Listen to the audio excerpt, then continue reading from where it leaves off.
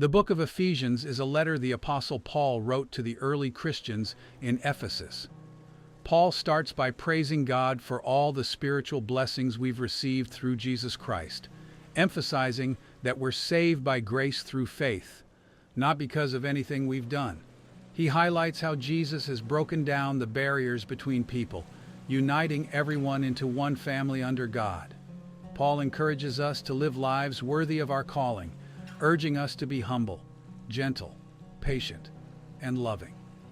He talks about the unique gifts each person has been given to help build up the community and grow together in faith. There's also practical advice. Husbands and wives should love and respect each other.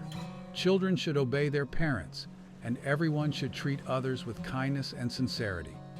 He wraps up by reminding us that we're in a spiritual battle and need to put on the full armor of God, things like truth, righteousness, and faith, to stand strong against challenges. Overall, Ephesians is a powerful message about unity, love, and living out our faith every day.